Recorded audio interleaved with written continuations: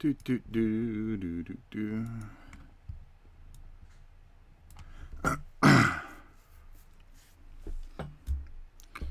So we gonna do this or what? We gonna do this or what? Oh, I'm live. Okay, so with so much stuff going on this week, we've got Star Saga, we got painting of Necromunda, which by the way is right over here, already primed up and ready to go, as well as a whole host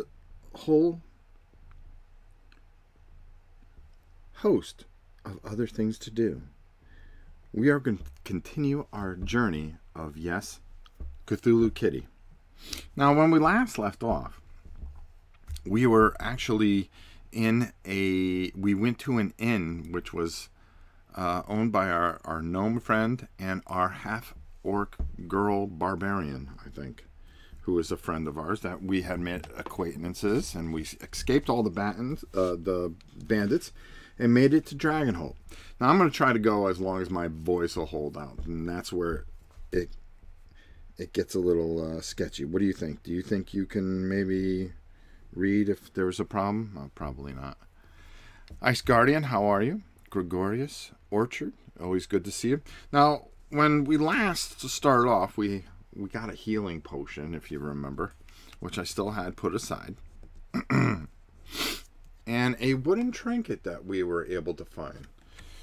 So, we went to bed in the inn, and as we knew that, I believe her name was, Miriam. Miriam, the gnome, and Sapphire were basically allowing us to stay as long as we want. So I guess that's where we're going to kind of pick up and take off and see where our next adventure goes as we move to another book and a different type of sheet on the back. Hey, Nathaniel. Because as you can see, this one here has a lot more to track. So there's time for day 1, day 2, day 3. This goes 7 days. And then we have progress as far as academic studies, social practice, combat training, spiritual meditation, and physical training. We're going to learn more rules as we go, so this is going to be pretty good. And heroism seems to be a big thing. So I'm kind of excited to see where we end up. Now, last time we left off, we picked up... yeah, we got 1 experience, which we need to, if you stop hitting your tail, I'm trying to keep your character going here. Holy cow, what a cat. Now we have our whole pile of cards in case we need those over there. We have our books and everything over there. And I'm just going to turn this over here. I'm going to make sure that I have everything kind of written out. Is that okay with you? Yeah, I kind of figured that. We have 1 experience. We still have 100 gold. Matter of fact, we're up to 3 fame. And I think that's all we really needed to worry about. 100 gold. Okay, let's put the XP there. 1. Right on the book. 100 gold. Just so I don't have to ruin the sheet. And we up to 3 fame. Woo! Well, I know exactly where it's going to tell us. Kalo, how are you? Shane, Misfit, Nathaniel, Ice, Gargarius, and Orchard. Boy, we've got a full cast of characters here. So the way we're going to play this, of course, you guys make the decisions, not me. I'm the one that just drives the car. You decide what this famous kitty's going to do on her adventure in Dragonholt. So let's keep going. Now, I'm sure there's a delay, but we'll make it work. Hi, Rhonda. Okay, so let's get going. Each quest book, now we're supposed to read passage 101, so I'm going to do the best I can. Like I said, we're going to go as far as my voice will hold up and the internet will hold up. How's that? will you stop hitting your character sheet? Each quest book including this village book, has its own tracking sheet, like I showed you on the back. That's how we're going to track things throughout. Encounters. These doggone new glasses. Ugh. The entry in this book are grouped in a number of encounters. Each encounter is a short collection of related entries. Once you begin an encounter, continue reading as normal until the encounter is complete. When reading this book, you do not exhaust your activation token. When you make a decision, and requirements on the options can be fulfilled by any of you. Well, there you go. So, let me see who else is here. Okay, everybody's here, so here we go. There's only one thing to do. Let's find out. We're in the village. We're finally in the village of Dragonholt. Where do we go from here? Let's get it going. You wake to the smell of freshly baked bread and chipper voices. You don't like bread, do you? Of Miriam and Sapphire. Golden shafts of sunlight stream through the window beside your bed. And you idle for a moment before getting up, watching the dust float in the air in the morning light with a yawn and a stretch. It's actually stretched out. You rise from your bed and prepare yourself for the day ahead. As you step out of your room, you see that Braxton has also just stepped into the character. She gives you a polite smile. Now, Braxton is the orc, just in case some of you may have forgotten. Gives you a polite smile and nod. Morning. You are just about to respond when Miriam comes around the corner from the direction of the common room. Good, you're awake. Breakfast is ready. It's a real feast, exclaims Miriam eagerly. Come on. It'll get cold if you just dawdle in the hall. With that, Miriam takes Braxton's hand and drags her. Well, Braxton allows herself to be dragged towards the common room. See if anybody else is in here. James, how are you? Dennis, good to see you. Hi all, listening to the story will be in and out, so I may not be able to help in decisions. Okay, we'll see if James is in there when we do make a decision. Read entry 1042, fortunately, which is on the same page. You descend the stairs to the sunken common room. Sapphire is setting a table with plates. Miriam ushers Braxton to the table, and they both sit. You take a seat and examine the feast that Sapphire has prepared. Large yellow eggs, thick slices of brown toast, juicy ham steaks, and seasoned pan-fried potatoes. As you are scooping food onto your plate, Sapphire returns with two large pitchers, one filled with creamy milk, the other with freshly squeezed juice. After checking on the other patron, Sapphire returns and sits at the table with you. So what brings you to Dragonholt? Have you come in search of love, or... Sapphire gasps and glances around before leaning in close. Are you here for revenge? Braxton coughs and strikes her chest with a fist, having choked on a bit of potato.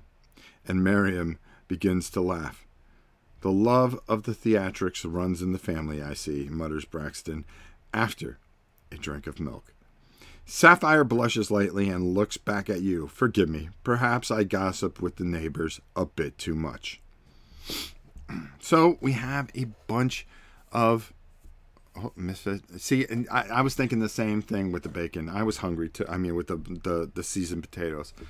I love when my wife makes them because basically she fries them until they're really, really crispy. And she fries them in oil so they get really crispy. Static, how are you, my brother? Okay, so we've got 5 choices. So you know who I'm going to pick? I'm going to start off with Misfit because she always makes the correct decision. Unlike some other people that have been in there and sent us basically almost to our death. We have a choice of visiting an old friend. Or just looking for the next adventure. Or 3, hoping to find gainful employment. Now there's 2 others. If I'm lucky, I'm not the only one searching for love. Requires empathy skill, which we do not have, so we cannot use that choice. I seek vengeance on the man who killed my father. I'm Aldo Montoya, right? But this requires either the deception skill or the performance skill, and neither do we have. So we have a choice out of these three things, and it's going to be, Misfit, visiting an old friend, just looking for the next adventure, or hoping to find gainful employment. So it's up to you. You have to decide where we're going. This is quite the choice, because this kind of starts off the whole adventure, and we find out what Cthulhu Kitty will be doing. Only you can send us on our proper way with the proper choice. And we eagerly wait between three choices, and that's visiting an old friend, just looking for the next adventure, or hoping to find gainful employment. What will it be? I don't know. Only you can choose and send us on our way. Only you can tell us that we're going to visit an old friend. Well, let's read entry 4026. If you don't mind. You know, it's okay you sit here for, you're supposed to be a prop, but you don't have to, you know, basically take up the whole table, young lady. And 4026. Oh! Who's your friend? Asked Sapphire. I know most everyone in the village. You mentioned that Celeste has sent for you to come to Dragonholt. Excuse me. Oh, yes, exclaimed Sapphire. Celeste did tell me she used to do some adventuring before she became a tutor to Lady Regina's kids. She comes to the Swan for lunch from time to time, though I can't say I've seen her lately. Last would have been, 2 or 3 days ago. I saw her going into the Chatty Archer, a lovely little tavern run by a nice human couple. Sapphire suddenly tilts her head as if she thought of something. She looked quite frazzled, actually. She had a cloak drawn around her. I almost didn't recognize her. I don't think I've ever seen her like that before. Come to think of it, it's the first time I've seen her go near either of the taverns in the village. If she's not at the manor, she might try you might try the library. She spends much of her time there. The bells in front of the door jingle, signaling someone entering the inn. Sapphire stands, excuse me, she says, and hurries off to welcome the new patrons. Read entry 2994. Wouldn't it have been nice if 2994. Uh-oh, it's going to get busy now. Oh, these new glasses are killing me. Let's see, King Fat's here. All right, good. Another person that we can pick on.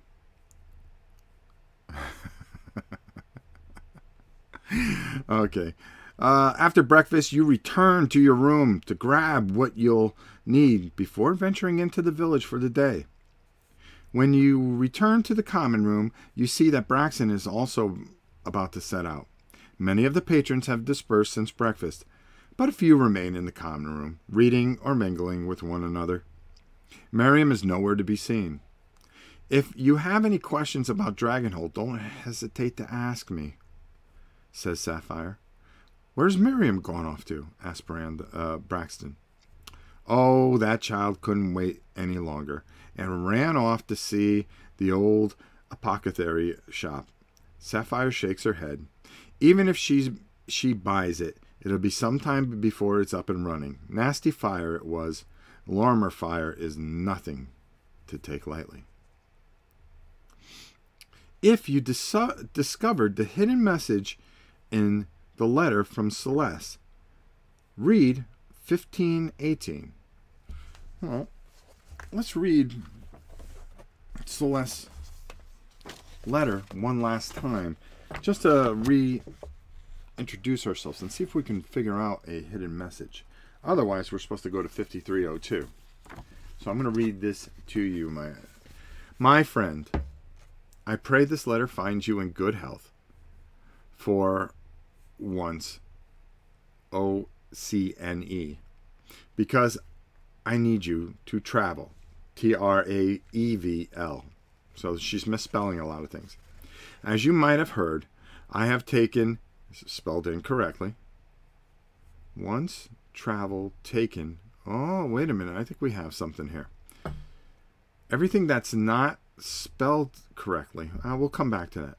As you might have heard, I have taken a position as a tutor in the household of Lady Regina Fairfax, Countess of Dragonholt, just outside the village. I elected to take this position because I hoped for some peace and quiet after that business in Neckrawl. Had I known what my future held, I would have done something else entirely. Lady Regina's 3 children are more than lively enough to deny me anything resembling peace and quiet. Even now that they are mainly grown, I remain very busy. But I did not write you to complain about my lot in life. As you know, I never complain, even when the so-called dwarven wine is very obviously an inferior human vintage. Again, or when my very favorite cloak, the blue one, is stained by drunken lush spilling his wine. Elvins really should stay out of human taverns. I write to you because I fear something sinister is at work here in Dragonholt and require your assistance. I dare not say more openly, as I think it is likely this message will be intercepted. I can trust no one here to help me with this matter. After that business in Neckrawl, I have only you and a small handful of other allies left. Please help me. There is more at stake than you know. Celise. Very interesting. So, here's the thing that I figured out with this letter. Let's read all the words that are spelled incorrectly, because that's kind of weird. Once travel taken. Once travel taken. Once travel taken. Those are spelled incorrectly. Once travel taken. Okay. I need to complain about my lot in life, as you know. We're trying to figure this out.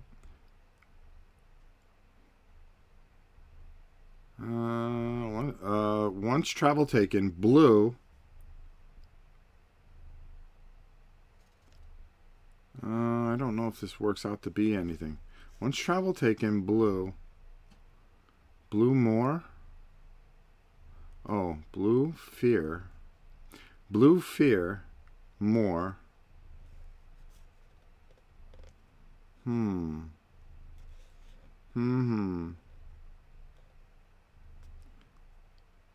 Yeah, that's about it. That's it.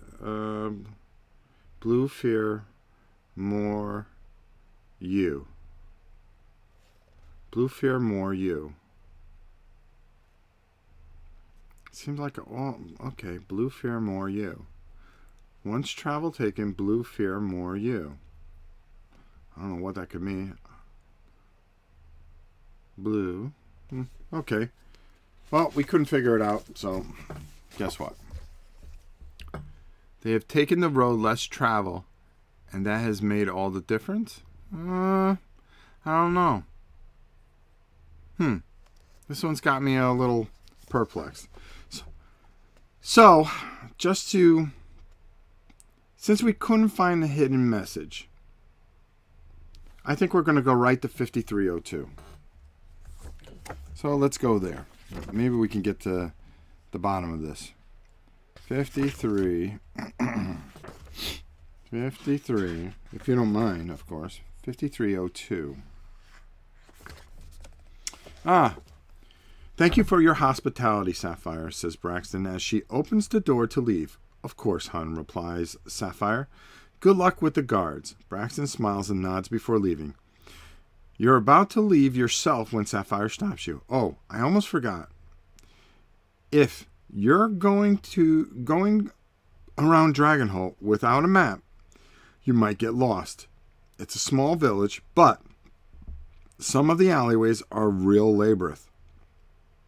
She produces a folded piece of parchment and lays it out on the counter. Let's see, she mutters and scans the map. Ah, here we are. She marks the spot on the map with the swan.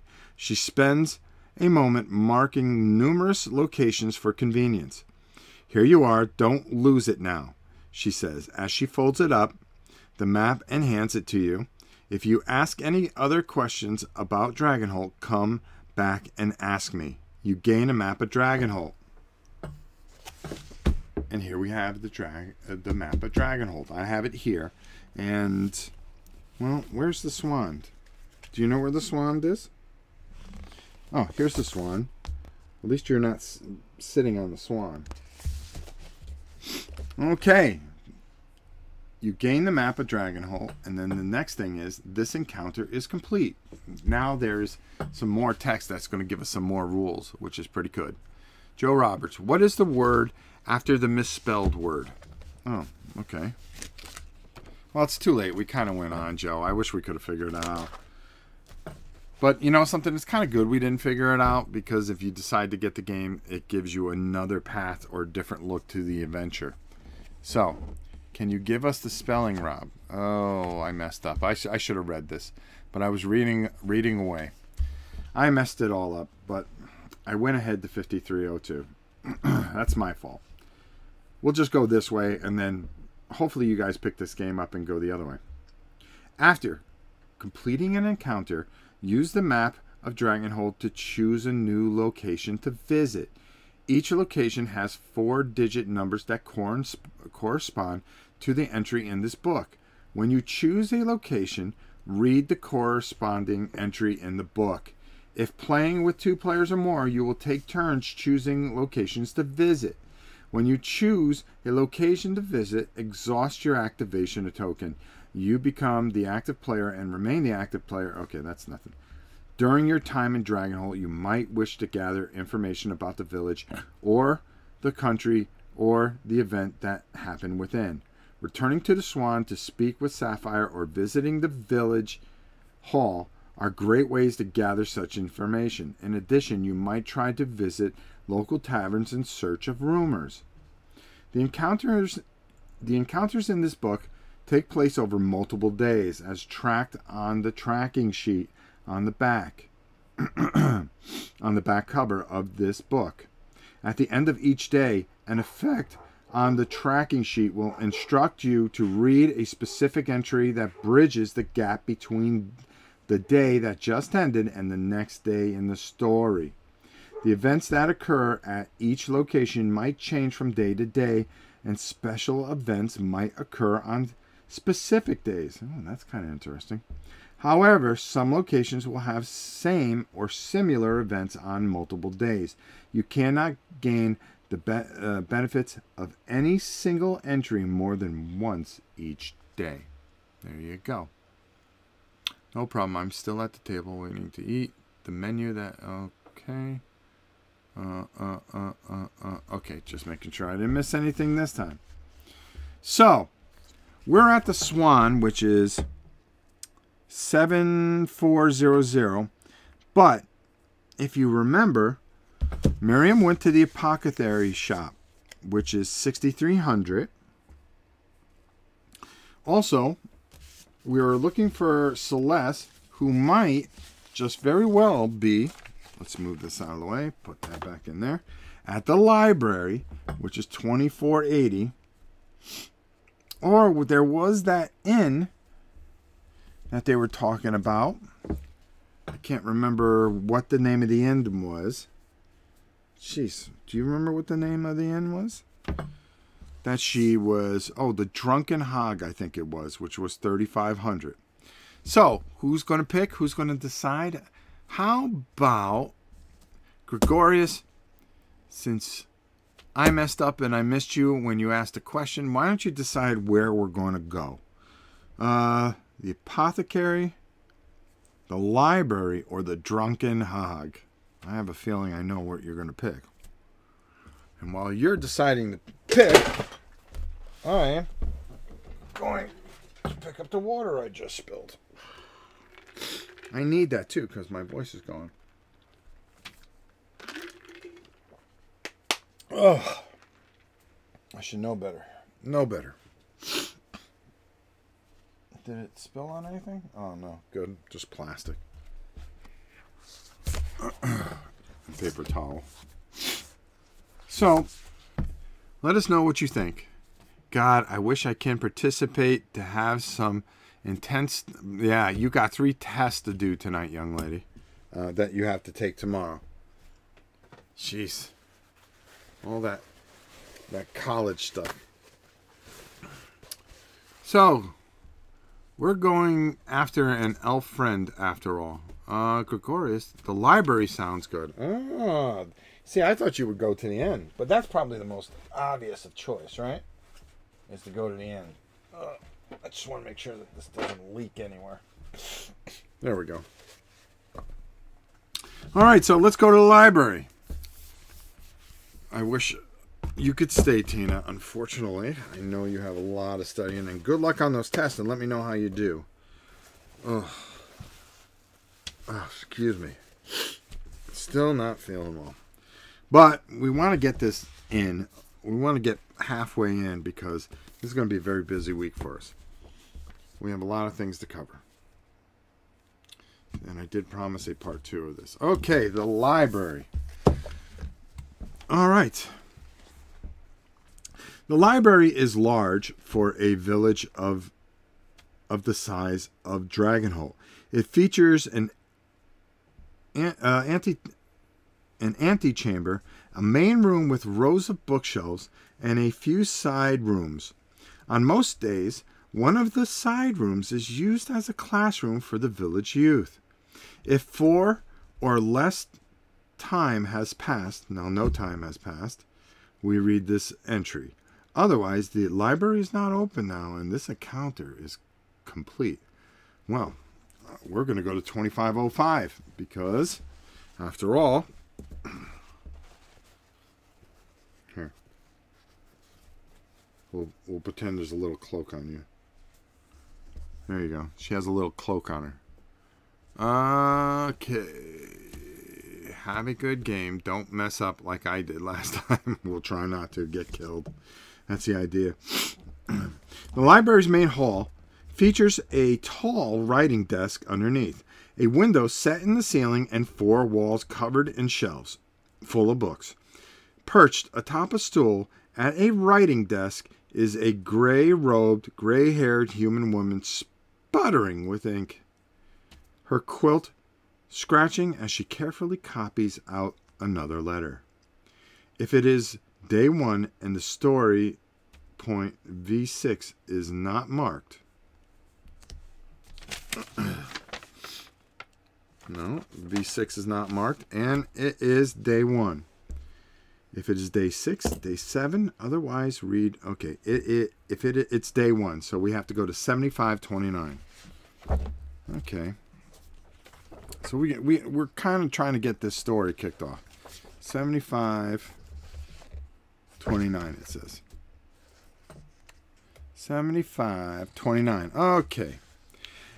After a moment, she places her pen aside and picks up a sander made from silver chased horn, sprinkles a fine dusting of powder resin to dry her ink. She then turns to you. Welcome to the Dragonholt Library, she says. Can I help you? Can I help? Oh, no, she goes, can I help?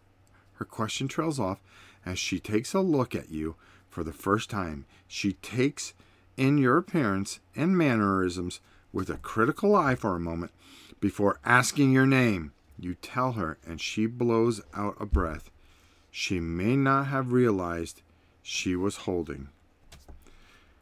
Come this way. She dismounts her stool and leads you through a low door to a tall, narrow room lit only by windows far above you. No candles or torches, please, she says. A fire here would mean centuries of wisdom lost. She leads you around a long bookshelf, and you find that the room was not narrow at all, only blocked off by an enormous shelf. Celeste is resting comfortably in a chair with a book on her lap. Celeste, says the librarian, I brought company. Thank the spirits you're here, Celeste says, springing to her feet and narrowly rescuing the book before it falls on the floor. Thank you, she says to the librarian, who nods and shuffles away, leaving you and Celeste alone. Now we got to go to 5682. All right, here we go. Business is about to pick up. 5682. Boy, you're having quite the day already. I'm glad you came, said Celeste. There's trouble afoot, and I am getting too old for trouble. Celeste doesn't look a day older than when you met, but then again, she is an elf. I believe that someone is plotting against the noble family here. You might already know that the local lord is Lady Regina Fairfax, Countess of Dragonholt. She had, up until recently, 3 children, Sonia, Rochelle, and Philip. Regina is sick. She seems a little young to me to be dying already, but humans will do that on you, I suppose. So her daughter Sonia was poised to inherit the country. But Sonia came to me and said that she had received a letter from her uncle Kyric, Regina's brother. Kyric demands that Sonia renounce her position and support Kyric's claim to Regina's seat. Sonia refused him, of course. Days later, continued Celeste, Sonia fell from her horse, struck her head on a rock, and died. Not suspicious on its own, perhaps, but Sonia was an excellent rider. She was alone in the forest when it happened. I became concerned that Kyric had murdered her. I shared my suspicions with Timoth, Regina's steward, and that night, as I returned to my bedroom, a heavy statue in the gallery toppled over and nearly killed me. Celeste closes her eyes and leans back, resting her head, so I fled. I've already sent the letter to you, so I hid in the village waiting. Mark story point V6. Okay, finally, we have to mark V6.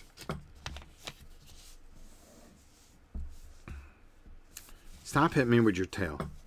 V6. This pen stinks, by the way. All right. Sulit stands, brushing down her cloak and taking a deep breath.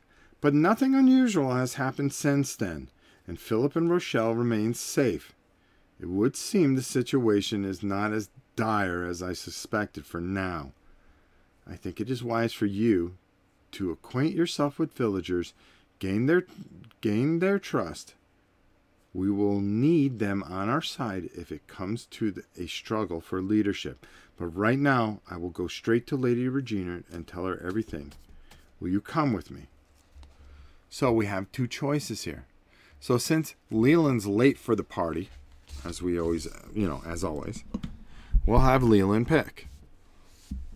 So Leland, of course, Celeste, let's go now. Which means that we will get right into trouble pretty much right off the stop. Go on your own. I have other business to attend to. Time passes. This encounter would be complete if we chose that one. What's it going to be, Leland? What do you got for us? Do we go to the next entry? Or do we have some time pass? How much time would pass? When 8 time has passed, it is 1 day. Oh, so time would just be 1 unit of time. Leland laughs as he tries to figure out what is the best course for us to go. I don't know. He doesn't know. She doesn't know. I think we should go. But it's really fashionably late, yes. But, of course, it is totally up to Leland. He's going to take the second choice. Go on your own. I have other business to attend. All right, so basically, 1 day has passed. 1 unit of time has passed. And the encounter's complete. Okay, we'll see you guys next week when we come back again and decide to do. So we visit the library. So that means since Leland decided to take the second choice, he's got to decide where we're going to go. Are we going to go back to the Swan? Should we go to the apothecary shop? Or should we go to the drunken hog? Or should we just walk around the village? We're in the library. We can go to the dragon statues. We can go to the village hall, the guard station. We can go to the Countess Inn or Fairfax Manor. Decide, Leland. Where are we going?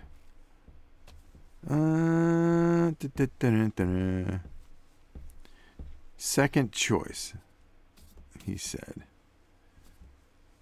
So what will it be? He's already put us into a stumbling block. Instead of saying, sure, we'll help out a friend, he's turned his back on a friend already. Way to go, Leland. Now I see how things are going to go with this channel. But let's see where Leland wants to go. The apothecary shop, 6,300. So let's go. So, with a hop, skip, and a jump, off we go. The apothecary shop is a 2-story building featuring a large storefront and multiple back rooms. A show window fills nearby the entire front wall of the building, looking out towards the village green. If 5 or less time has passed, read the entry below that corresponds to the current day, day 1.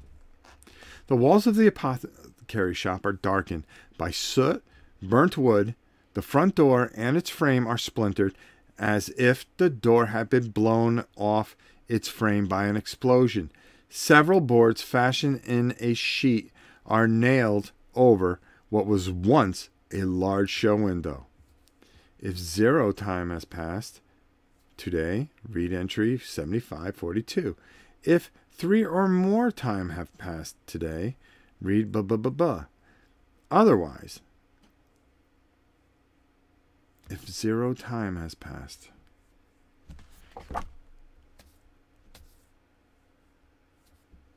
well, one unit has passed. Otherwise, the apothecary shop is not open at this time. The encounter is complete. Boy, Leland, you're just killing us. So, Kabuki, how are you? Good to see you. Give us a hand here. So, we've been to the apothecary shop. We've been to the library. We can go to the Drunken Hog. We can go to Countess Inn. We can go to Fairfax Manor. We can go to the Baker, which is next door. The Chatty Archer. We can go back to the Swan, where Sapphire is. I'm going to let you. 1 time has passed. Yep. But 0. It said if 0 time had passed, that's where you would take that unit. So, Kabuki, where are we going? Guard station, village hall, dragon statues, the smithy. Where is Cthulhu Kitty going? Since Leland completely brought the adventure to a complete standstill, we're going to go with our other admin. Yes, Kabuki. So, what are we going to do? How are we going to do it? Why are we going to do it? I guess there's only one way to find out, and that's see what Kabuki's going to pick. Here in the Legend of Dragonholt, a Legacy of Dragonholt, as we are in Dragonholt Village. So, I'd be kind of anxious to see what she's going to pick. What do you think? I don't know. She says the smithy. So she decides to take us onto the smithy. So, for the smithy, we're going to go 5780. Let's see if we can get stuck there, too. Because we're not hitting the right places. 5780. At the end of the market row stands a low building with a gray slate roof and a thick chimney. The smithy. The workshop portion of the building sports clapboards walls easily open to let in cooler air when the furnace is in use, while a brownstone annex hosts what you presume are living quarters, offices, storages, and other necessities of the smith's trade. A polished silver hammer hangs from a wrought iron signpost outside the front door, inscribed with Dunwar's characters. A bronze plate is set into the wall with the same legend written in common tongue, Fora Brightmall Smith. If 5 or less time has passed, read 7743. Yes, 7743. Well, I got a feeling something's going to happen now. Good thing Kabuki was here. 7743. A hot wind blows around you as you duck into the workshop. The roar of the furnace is punctuated by a loud clanging and the in and out breath of the billow. If this is your first time visiting this location while it is open, read this. If N1 is marked or R5 is not, read this entry. Otherwise, read the other entry. Well, it's the first time visiting this, so let's go to 5792. We're getting our way around town here. We're getting to know everybody.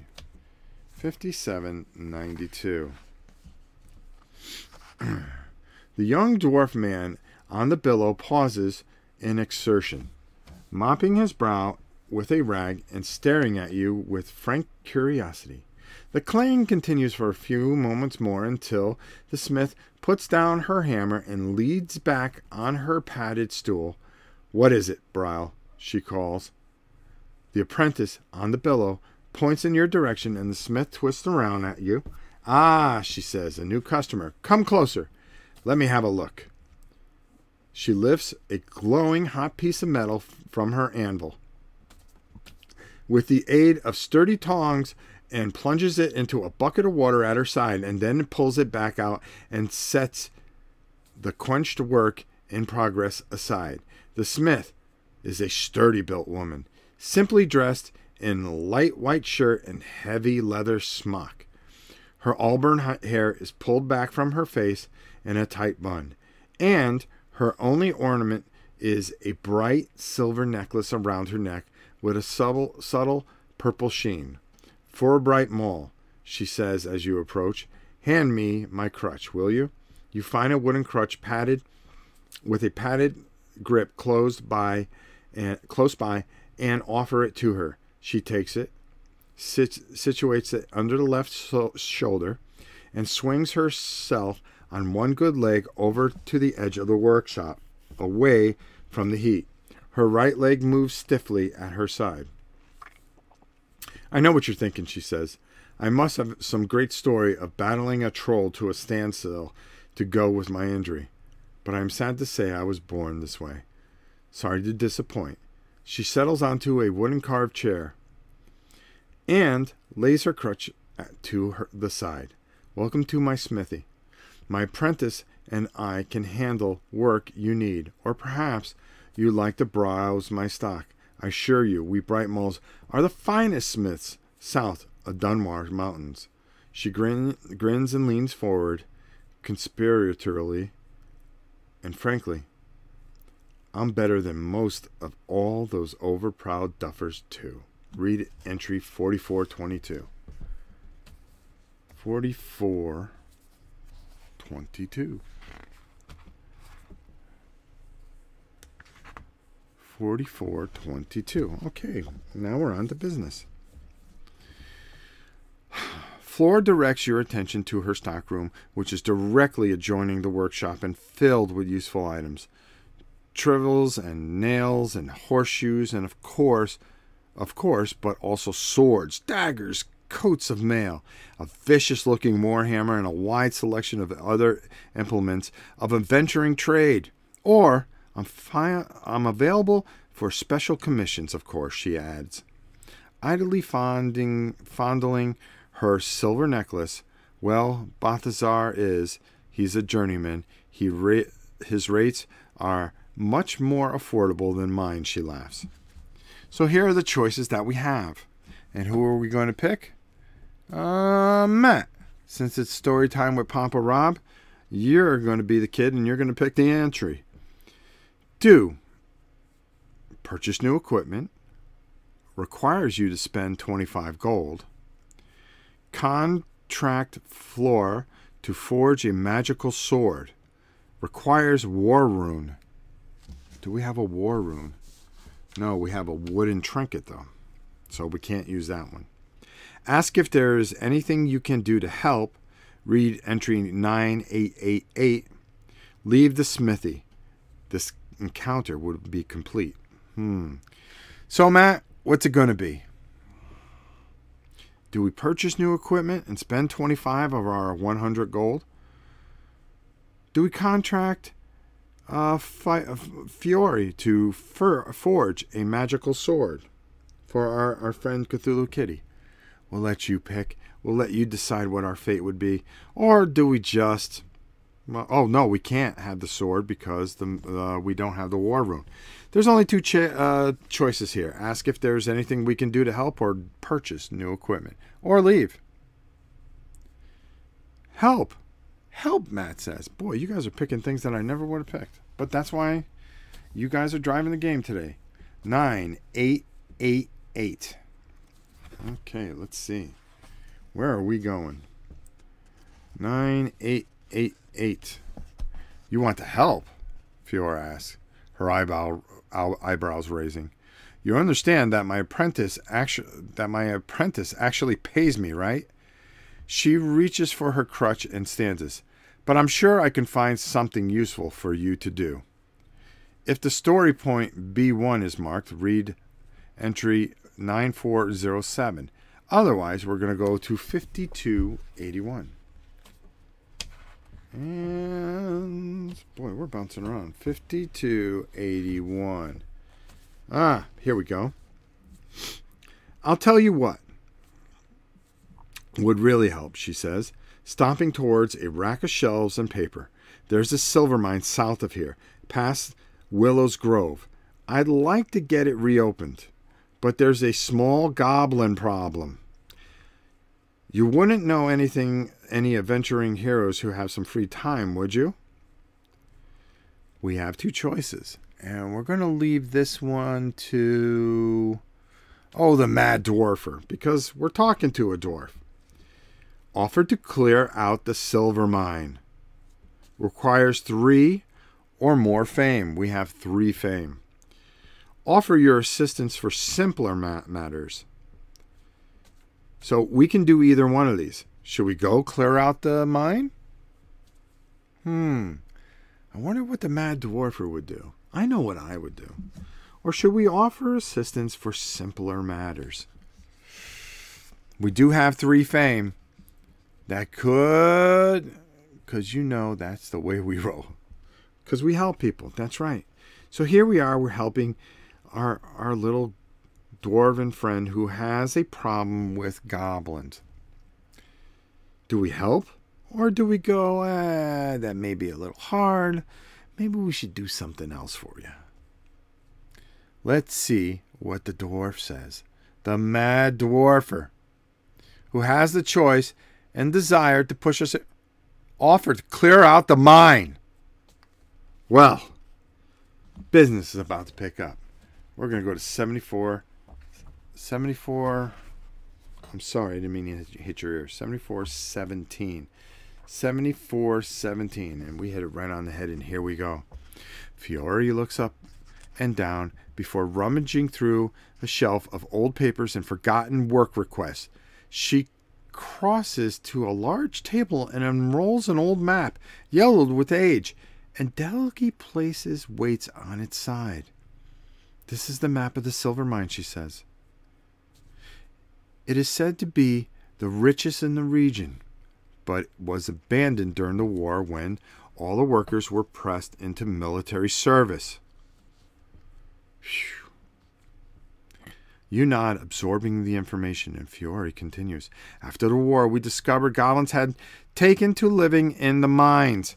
With so many of our workers killed or injured in the war, we didn't have the forces to evict the squatters immediately. Now, there are so many of them, there's not much we can do. You inquire if there's anything else you need to know before you go, and Fiore nods grimly. Here's where the rooster becomes the cockatrice. Okay. She sighs. We had the area scouted. The scout says there's one goblin who seems to be leading the others. A great big one, too. She gestures to the main entrance to the mine. The goblins have fortified the main path. But here, she points to an emergency access tunnel, is well concealed. If the goblins know about it, they seem to give it only minimal attention. That is your route in.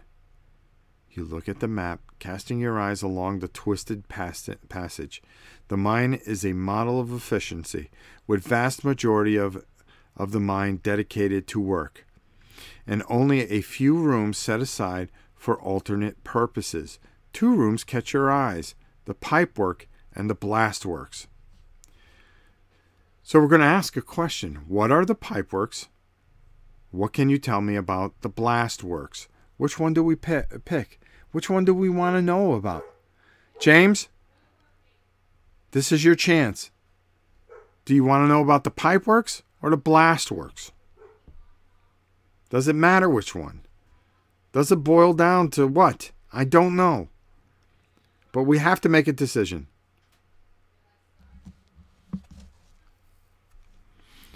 Is it the pipeworks or the blastworks? We're going to let... Oh, I sense a boss fight as well. Sure is. Just ask what should Tina do. Oh, well, Tina would, of course. Are you live? Yes, I am. Okay, why don't you tell everybody how you screwed up the Christmas lights? How did I screw up the Christmas lights? Because they're blinking, so all the inflatables will go... Just turn it on. Just hit the on button, okay? Just turn the thing to on, and I'll figure it out tomorrow. Janice, Daddy said to put it on. You know why? It's not dark enough yet. It is dark. It's pitch black. Ugh. You're ruining our adventure. What'd you say? You're ruining the adventure. You're ruining my adventure.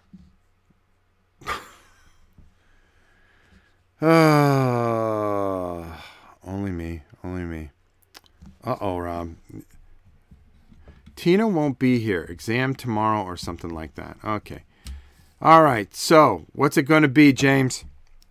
Now, blastworks or pipeworks? That's what we're waiting to find out. But James is all caught up.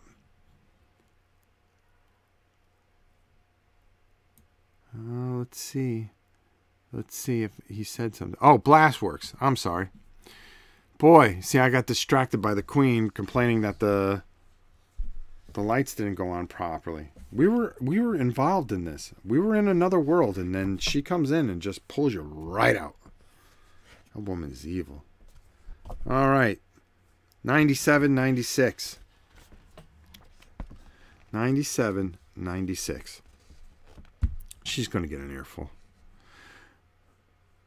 Those are areas meant for storing and mixing blasting power. An alchemy compound that was used to excavate large rooms of solid rock. I know rooms like that had a fair number of safety features in place to keep the continents as stable as possible. But you never know how well something like that really works. Well, possibly one well-trained in alchemy arts might know, but I couldn't say for sure. The one thing I can tell you for certain, she stares at you dead serious. Leave your lantern outside the room. She holds that piercing stare until you emphatically agree. So now, my chat kind of hosed there for a second. Oh, there we go. We have Jason Miller in here now. Mark, do we ask what are the pipeworks, or do we ask anything else I should know? So we're going to leave this one up to Mark. We do have alchemy. So that's good to know. So that's one of the skills that we're really going to need. Anyone in the party knows alchemy? Yes, I do. So what are the pipeworks? Anything else we should know? Mark, you're going to decide where we go from here. Now, if we keep on asking questions, jeez. Jeez, you know? So as we wait for Mark to make a decision, Cthulhu Kitty has alchemy. Yes, she does. Don't you? Tell them. I'm a wizard. I'm a wizard. I'm a furry wizard. And she's a good one at that. So, Cthulhu, what are we going to do? We're going to make a decision. Let's jury rig some dynamites. That's what I'm thinking right now. I'm thinking we don't need anything else to know. Let's just set this brother ablaze. Thank you, Jason, for the chat. Use the choice that requires alchemy. There isn't. There's just this one. All right, I'll pick. Anything else I should know? 1534. Because we think we got it down. 1534. Fior nods. Follow the south road out of the village past the Widow's Grove. If you stay on that road, you can't miss the mine. And one last thing, she looks at you seriously. The mine has been abandoned for years. I highly doubt the goblins have improved things. Take care while you're down there. And consider your actions well. It's a very unstable environment, but that's okay. Because we have athletics. Fewer signs, but remember, we want the mine whole. It would cost the country a fortune to excavate the tunnel again. We'll pay you part of your reward up front to cover expenses. She drops a heavy pouch of coins on the table. You gain 50 coins. Yes. You get the rest of the reward after you reclaimed our mine, says Fior, with a laugh. She claps you firmly on the back. Don't let us down, eh? Mark story point B1. Time passes.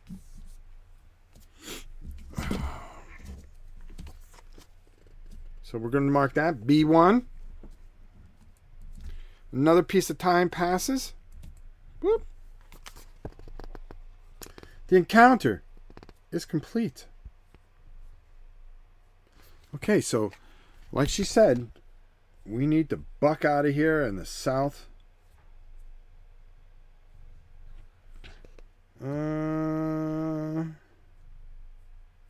Follow the southern road out of the village. So the southern road. So let's see here. The south road, you're going to have to move, Toots, is where Willow Grove is. So that's 1790. So I think that's where we're going to head. Should we hightail it out of here? I think so.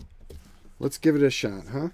1790. So we're going to head out the south road. 1790. So where is that going to take us? The road leading south out of the village spills around a large grove of willow and oak trees. The villagers seem to treat the grove as a sort of park or meeting spot. There's almost always children playing among the trees or families enjoying sun and breeze. If this is day 2 and exactly 2 time have passed. Read blah blah blah. If this is day 5, if this is day 6 and 6 or more has passed. No. If this is no, it's not day 2, it's day 1. If otherwise, read entry 1370. So 1370. So we're going to read 1370. The road, if a wagon track that has simply 2 ruts running through the grass, can be called. And Tam, why are you going over there? Because this one is plugged in over here, the outside lights. But there's a timer in that. Yeah. Wow. All of them are flipping on in a waff. All right, turn it off. I'll go out there in a little bit. Ugh. Back to our adventure. Woman. She did it right last year. You know, I'm a great adventurer here. Okay?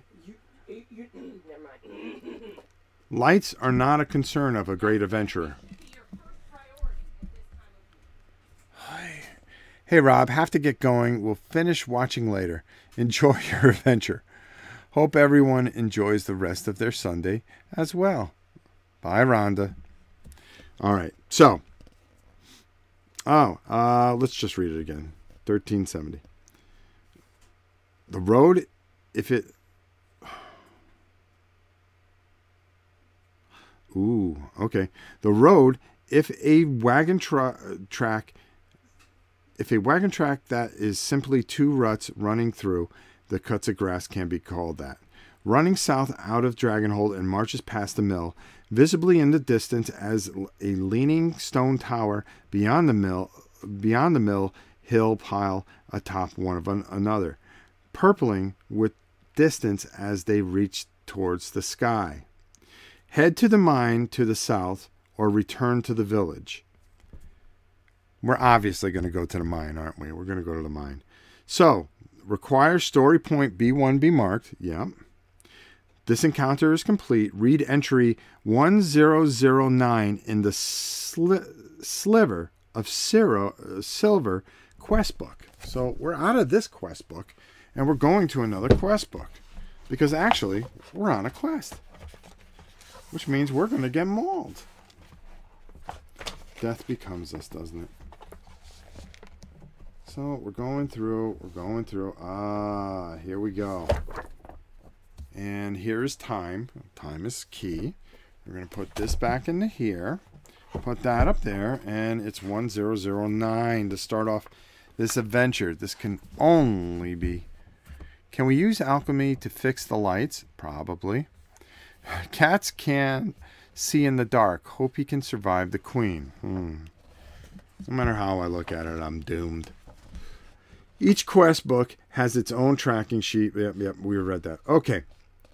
You trek south from the Willow Groves and Dragonholt. After an hour hike, you make your way down into a rocky fissure that branches away from the main road. The path soon leads over a stone bridge that crosses an underground river. A few buildings standing before the mine's entrance in various states of despair. The mine's entrance is blocked by a makeshift set of double doors barreled from inside by a heavy wooden beam. You recall the map.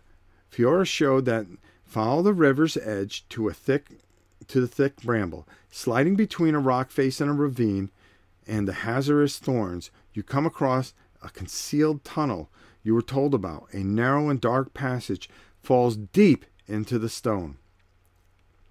Steeling yourself for the journey, you light a lantern and carefully climb down into the darkness. The passage twists along rough walls, speaking clearly of its emergency nature. As you pick along gingerly, careful to keep your light low, finally come to the point where the passage joins the main hallway.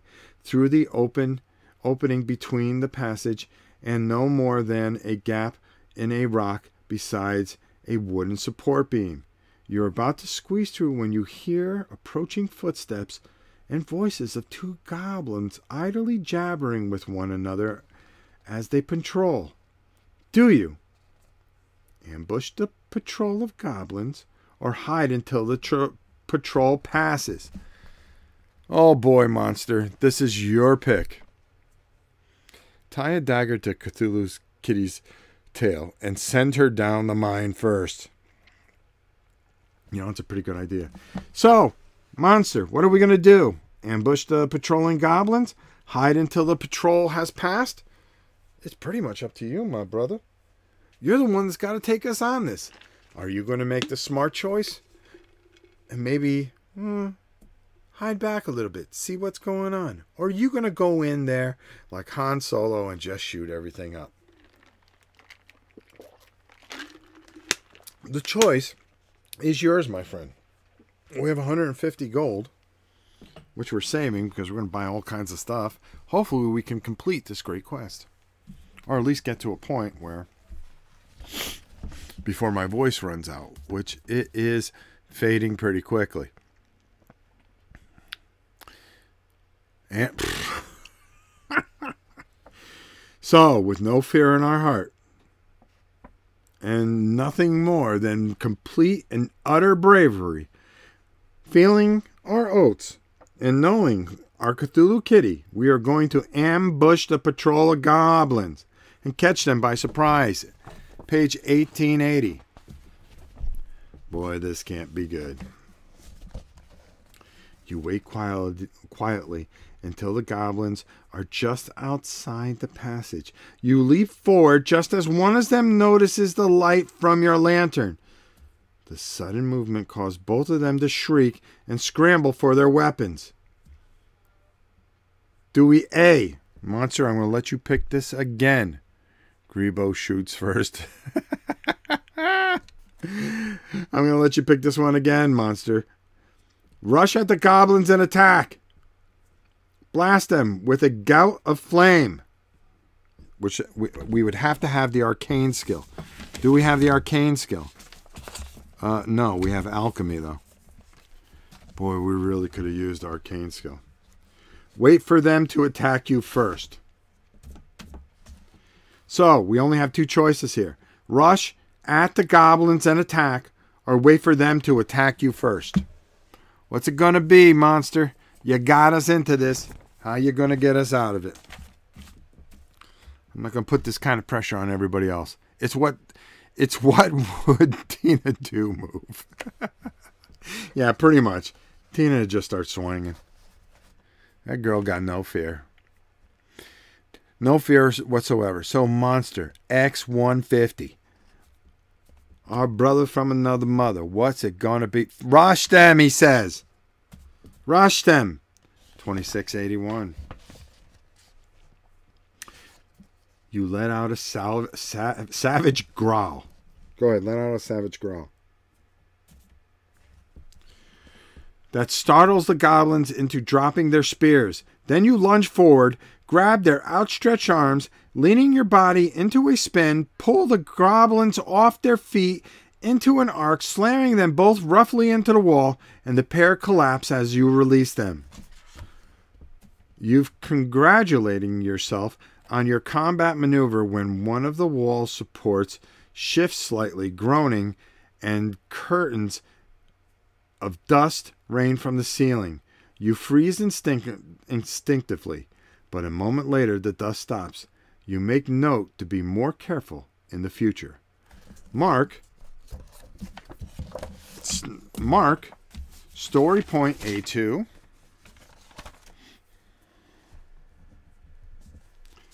And read entry 1751. Okay, let's see what happens now. 1751. 1751. You follow the main passage along the route. You recall from the map until you come up to a large rectangular room.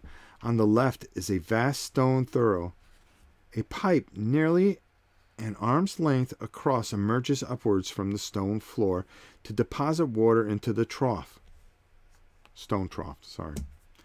But no water is flowing now. The water wheel connected to the collection of gears that powers a small water screw. Presumably one is meant to pump the water up to the river above.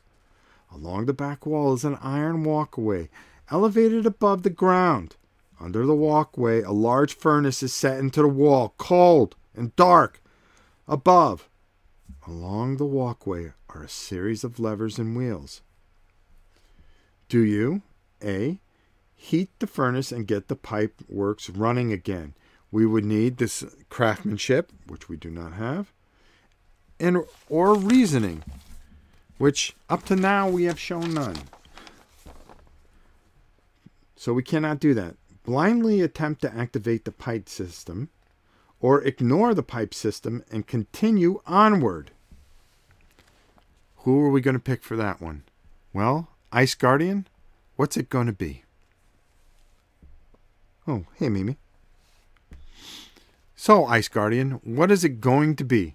Should we blindly attempt to activate the pipe system, or ignore the pipe works and continue onward? These are your choices. Mimi, just take the bones for the dog. It's okay. You can make noise.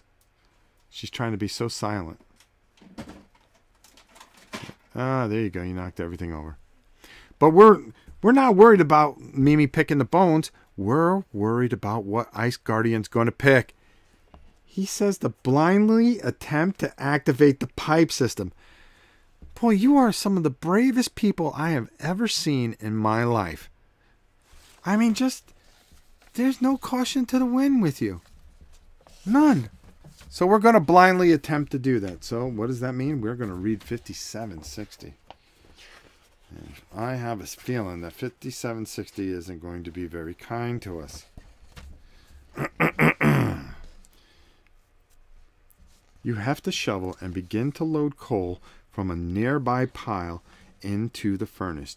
You find tinder in a small alcove besides the furnace, and soon the furnace is aglow with heat. With the furnace heated, now you just need to get the water screw turning, right? How hard could it be? You throw a few levers and spin one of the wheels, unsure if any of them are helping. Soon a horrid screech of metal grinds against metal, sounding from a larger water screw. If you have awareness, no. If you have devotion, no. Otherwise, read 3488. Uh-oh. That can't be good. You throw the levels, spin the wheels on the control panel. A series of clicks start coming from the water wheel. A large screw begins to spin, and screeching louder, it grows louder. You throw the level, and finally the horrid sound stops. But what caused that clicking? After pushing and pulling 3 more levers, you managed to stop the clicking sound. But now the large water screw is spinning much faster than you had expected it could. A deluge of water showers from its end, splashing over the sides of the stone trough. You try desperately to remember which lever it is. It was this one, right? You pull it, and your ears ring with metal screeching. You throw the lever back to stop the sound. Not that one. You spin one of the wheels frantically, and at last you see the water screw slowing to a more manageable speed. That should do the trick. Mark story point Y4. Time passes. So, we have one time. Boop. And Y4. Whoop. Will you stop hitting my tail? And we're going to read another passage. Yeah, uh-oh. Boy, I tell you, we are dangerous. But boy, I can imagine playing D&D with you guys. Hey, should we kill the little goblin over there, or should we go right for the beholder? Let's go for the beholder. But we're level 1. Don't worry about it. I can do 4 damage. You leave the pipe works behind and descend a set of stairs and another tunnel. Just then, you hear an odd scraping sound. Carefully, you edge forward, looking around the corner. A side passage opens up into a natural cavern, which is studded with small fungal growth that glow with a faint purple luminescence. I'm going to have a problem with that one. To one side of the cavern, a lone goblin is leaning over, looking at something on the ground and making small, snorty giggles. Whatever it's doing, it doesn't seem to have noticed you.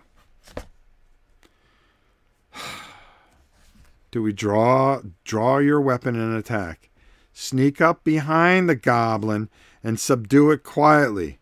Ignore the goblin and sneak past. These are the three choices we have. Let's see, who haven't we picked yet? Rhonda left too. See, we could have fit Rhonda in there. Well, yeah, I just want to make sure we didn't miss anybody. Jason Miller, if you're still abound. Since you're so busy painting and having a sportiful time, why don't you help us out if you're still in the room? Forget the lich. Let's get to the giant dragon. There you go. So what's it going to be, Jason Miller? I know you're somebody that would never mess this up. So, do we draw our weapon, which we really don't have one, and attack, sneak up from behind the goblin and subdue it quietly, or do we ignore the goblin and sneak past it? What's it going to be, Jace? What do you got for us? Are you still even in the room? Or are you so hard and stuck with thought that you're just sitting there wondering, why are we killing everything? Subdue the little guy. See? Look at that. Finally, somebody gets it. 2482. Okay, this is going to...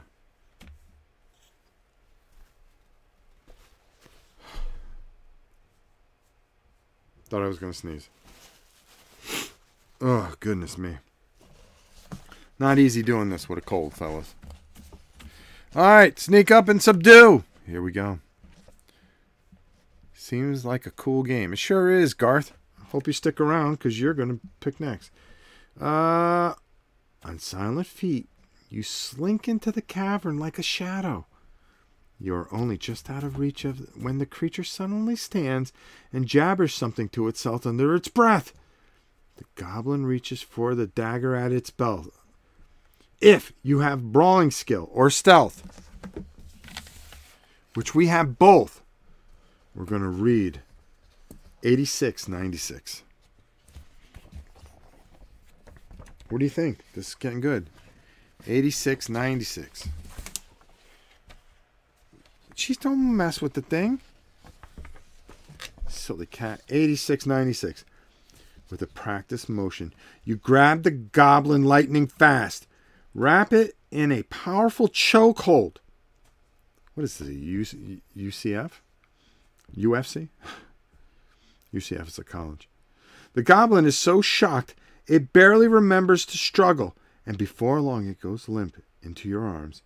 You lay the creature to rest on the stone floor. We just put that brother out to sleep. That's how you do things. That's how you take out a goblin. So we go over to 1014. You examine what the goblin had been looking at. A patch of odd mushrooms, identical to the ones high up on the ceilings and the walls of the cavern. The mushroom in this patch are larger than the others. You pluck the largest one to keep as a sample. You gain one strange mushroom. Item S. We got another item, so we got to take it out of our card pile. So we're going to go down to item S. So let's see what this says. Oh, here we go. Put that there. We're going to turn over our card. As you can see, whoop, strange mushroom. This mushroom glows from beneath its cap and produces a terribly pungent smell. Could it be poisonous? Instead of choosing a location in the village, you can eat this strange mushroom by eating... Oh, we'll save this for later. We don't do that mushroom stuff. You can eat this strange mushroom. Hey. Read 6208. Boy, we are plopping around here. 6208. 62. These new glasses are killing me. Leaving the cavern behind, you follow the main corridor further on the ground. After some time, you come across a thick iron door set into the side of the passage. What you remember being marked as the blast works. Dewey, take a look inside. Or pass by the blast works. Well, Garth, what are we going to do, Garth? You came in, you don't know half the stuff that's going on. Maybe somebody could have filled you in. That's what they should have been doing the entire time, but they didn't.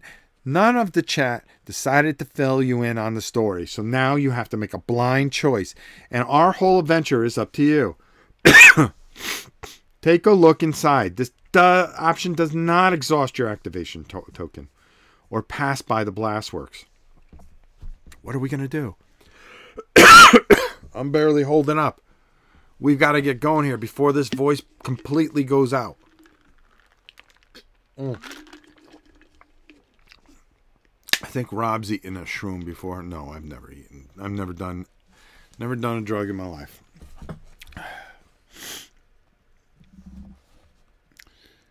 He didn't even tap out. I respect his fighting spirit. You know something, Jason? That was the first thing I was thinking.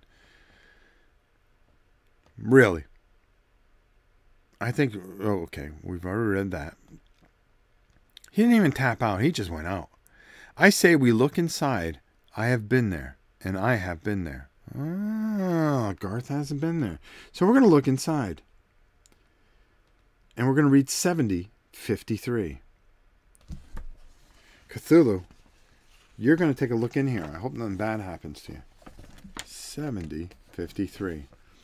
Remembering Fiona's caution regarding the blastworks, you are careful to place your lantern just outside the doorway as you step inside. The room is square and no more than 4 paces across, with walls, floor, and ceiling lined with a rough, riveted iron. Nearly everything in the room is metal as well. Mixing stations for powders, supply shelves, crates for explosives, excepting the only giant glass jar of raw materials marked with paper labels long faded. The lighting comes from hanging glass flasks, full luminescent purple mushrooms, though time has dulled their light to a soft amethyst glow, making the room worryingly dim. Dewey. Oh, do we have alchemy? Hold on. Oh, yes, we do. Dewey, create your own explosives from the components. Requires the alchemy skill. Grab some explosives from the crate. Leave the explosives and move on.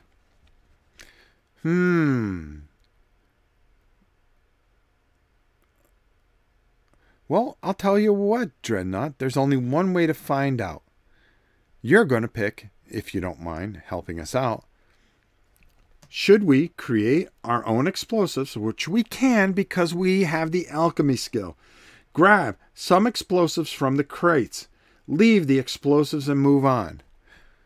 Dreadnought says, so what are people thinking of this game so far? Is it FFG's attempt to cash in on Gloomhaven / 7th Continent, or is it good on its own?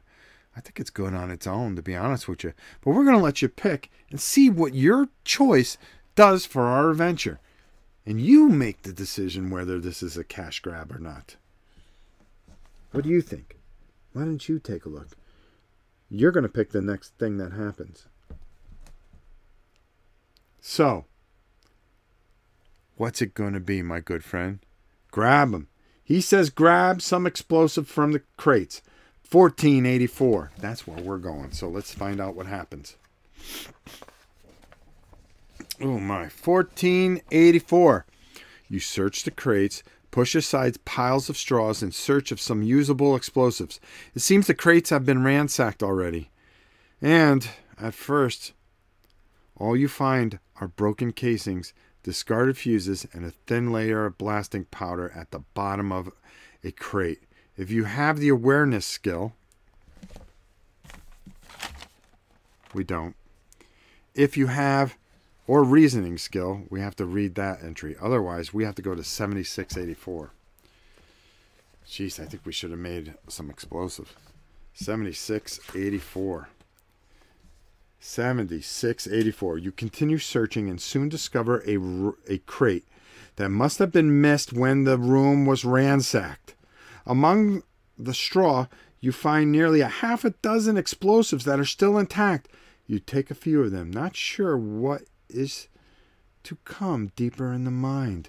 Mark story point X8 and then read entry 4037. So we have to mark down X8. X8. And with that marked off, here we go. 4037. Okay. You cautiously open the door to the main corridor, looking down in confusion, realizing your lantern is missing. Standing in front of you is a goblin holding the lantern and examining it curiously. The creature looks up to see you standing in the doorway, and for a moment neither of you move. Then it shrieks, drops the lantern to the ground where the glass shatters. Before you've completely aware of what has just happened, the goblin is sprinting down the tunnel ahead of you with surprisingly speed. The lantern oil on the ground catches and the fire soon spreads over the tunnel. Do we A. Leap the flames and chase the goblin? Put out the fire before giving chase. Squelch the hazard with rune frost. That's only if we have the item rune frost, which we don't. So we can only leap the flames and chase the goblin or put out the fire before giving chase. Gregorius, what are we going to do? What are we going to do? We've got to figure out something here. We're in a lot of trouble. This is a real problem. Do we go after the goblin and have him set off the alarm? Or do we let the fire keep going and maybe blow the place to kingdom come? What do we do? Gregorius, help us. Help us. Save us from this disaster. We're really in a pickle here. He's got to light the way. You have to tell us what we need to do. What is it going to be? How are we going to get that extra? This is like an impossible choice. If we let the goblin go, he's going to let everybody know that we're down here, and then it's on like Donkey Kong. We're going to be throwing explosives like throwing balls at one of those Dunkin' machines. Or are we going to put out the fire, possibly save the mine before giving chase, only to run into all those goblins that he alerted? Whew. I don't know. Put out the fire. Gregorius says put out the fire, so that's what we're going to do. 5519. 5519. Boy, this is getting bad. Thinking quickly, you kick the lantern down the tunnel to remove at least one source of ignition from the pooled oil. Next, you untether your bedroll and throw it down to smother the remaining flames. As you stomp out the last embers, you hear a clank and a shriek. You look up to see that the fleeing goblin has tripped over the discarded lantern and now is struggling to its feet once more. You scoop up your bedroll, only slightly singed, and give chase. Good call, my man. Good call. Phew. That's a true adventurer there. Being safe, sturdy.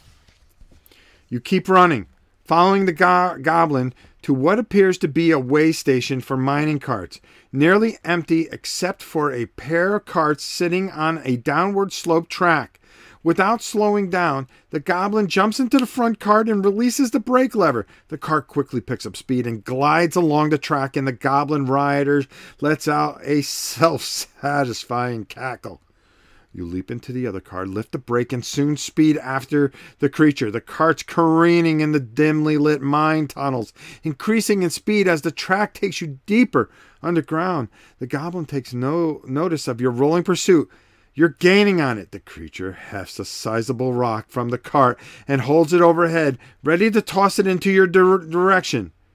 Anticipating the goblin's throw and dodge, read, catch the hurtling projectile, blast the stone from the goblin's hands. We don't have Arcadia or Rune, so we have to decide, should we catch the hurling projectile or anticipate the goblin's throw and dodge?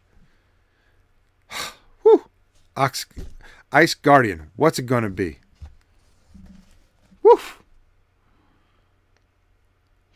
Now, remember that we have, as far as a skill is concerned, we have athletics and agility.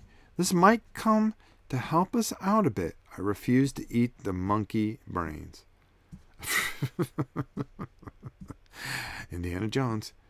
I've never claimed to be brave. Only very good at keeping alive. Nice. And we are in ND time.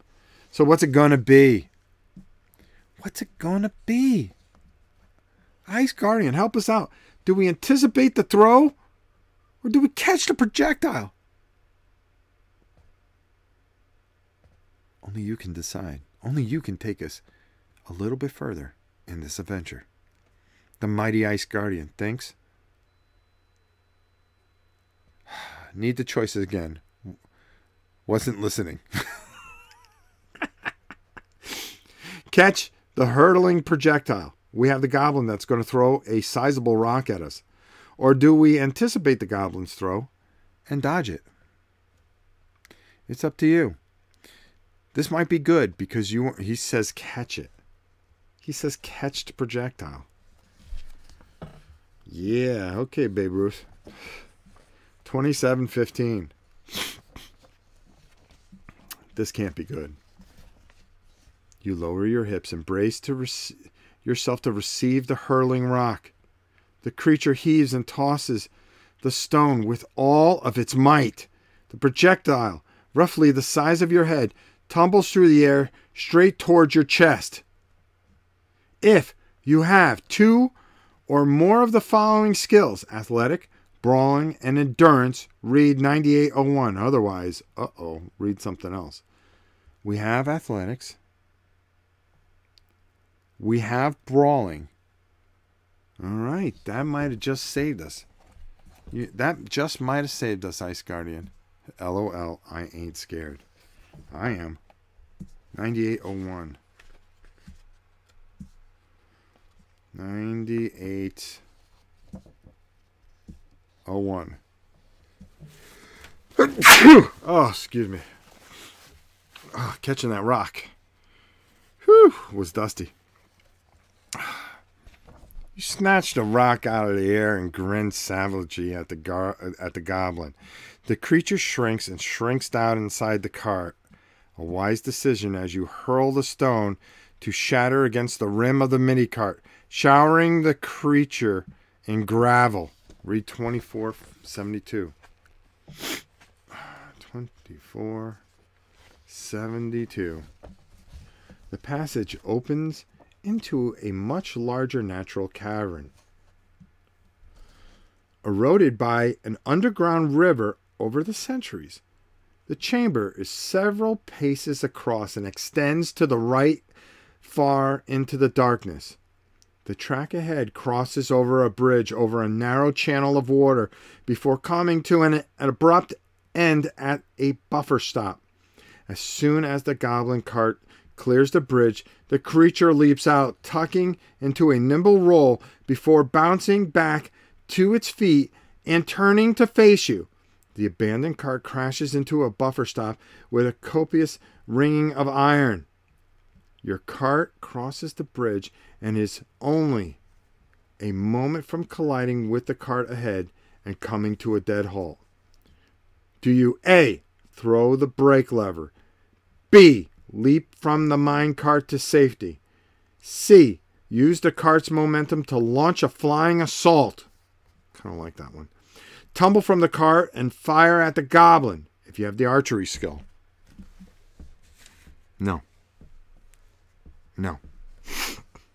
Throw the cart at the goblin with your tremendous strength. Requires athletics and endurance. We only have one of those. Launch the minecart at the goblin with runic magic. We don't have either one of those, so we can't do that. We can't do that. We can't do that. Woo! I say we use the cart's momentum to launch a flying assault. Oh, hold on. Here we go.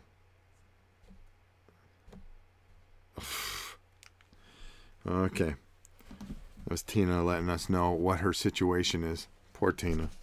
She's upset because she's missing this great adventure. So, who are we going to pick to take us out of this? Mark. Oh, no. Let's go with Moose Wrench. Is it Moose Wrench?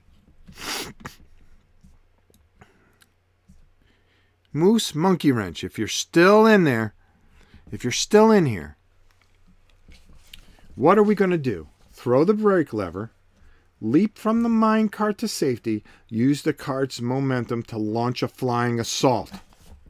I'll leave it up to you, my friend. Because anybody with the name Moon Monkey Wrench, whatever, has to know what we're doing. I personally say, wouldn't you launch a flying assault if I was bothering you? Huh? Yeah, see? There you go. Close enough. Morris Monkey Wrench. I'm sorry, I can't see that far.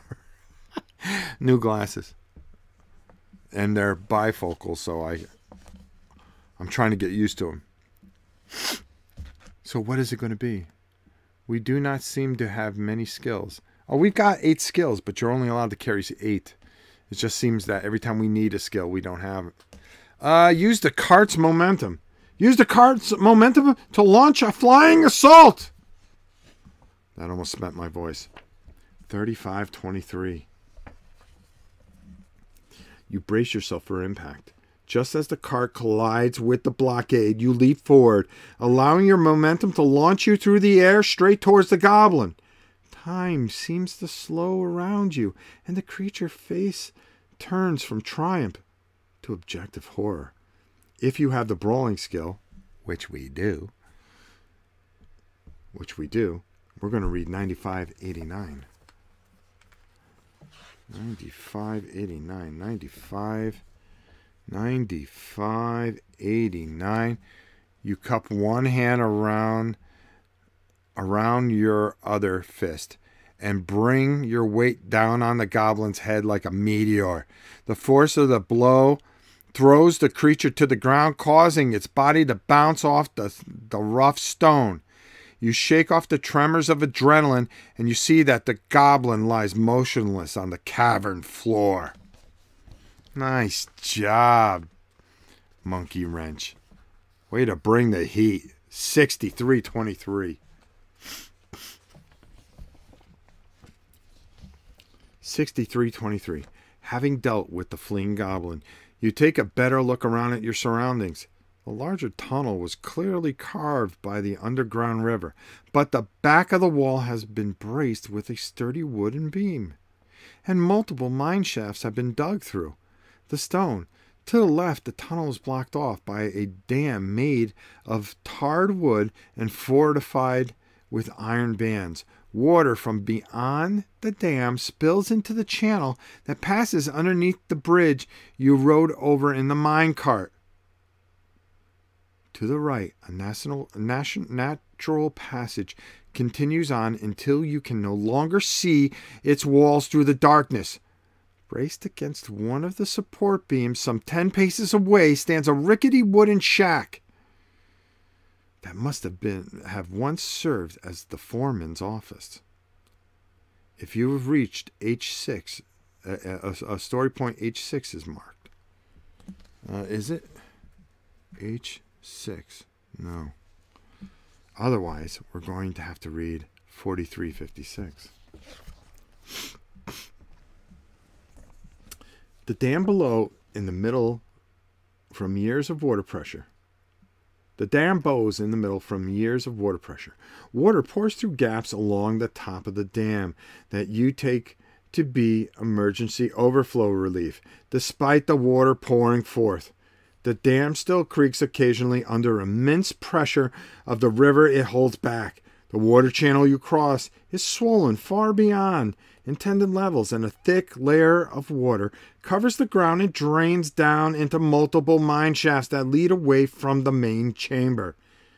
You can see a large pipe, nearly as wide as your arm is long, that extends up from the water beyond the dam and up through the stone ceiling. The pipe is still in silent.